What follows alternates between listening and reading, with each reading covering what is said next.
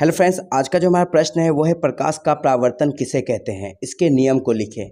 या फिर हमारे बोर्ड एग्जाम में इस तरह से भी क्वेश्चन आते हैं, प्रकाश के परावर्तन के नियमों को लिखें और इसे किरण आरेख से दर्शाएं।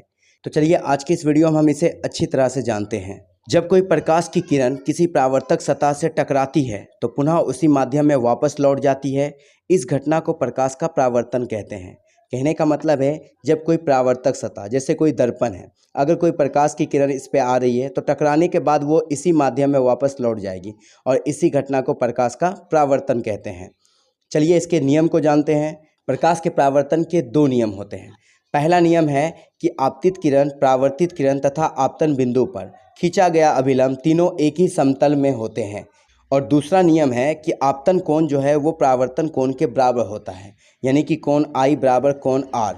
आपतन कोण को हम कोण आई से डिनोट्स करते हैं, परावर्तन कोण को कोण आर से डिनोट्स करते हैं। चलिए इसे फिगर के माध्यम से समझते हैं। अभी हमने पढ़ा था कि प्रकाश के परावर्तन के दो नियम होते हैं। तो पहला नियम उसमें हमने पढ़ा था कि जो आपतित किरण है तो आने वाले किरण को हम आपतित किरण कहते हैं और जो टकरा के वापस चली जाती है उसको परावर्तित किरण कहते हैं।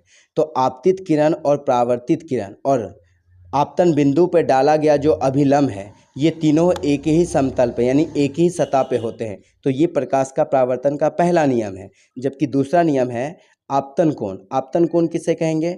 तो आपतित किरण और अभिलंब के बीच बने कोण को आपतन कोण कहते हैं। ये कोण परावर्तन कोण के बराबर होते हैं। और परावर्तन कोण किसे कहते हैं? तो परावर्तित किरण और अभिलंब के बीच बने कोण को परावर्तन कोण कहते हैं। इसीलिए कोण आई बराबर कोण आर होता है। ये प्रकाश का परावर्तन का दूसरा नियम है। कहने का मतलब है कि अगर आपतित किरण 30 डिग्री से आती है तो परावर्तन के बाद ये 30 डिग्री के एंगल से ही होते हुए जाएगी। अगर 45 डिग्री से आएगी तो 45 डिग्री से ही रिफ्लेक्ट होगी।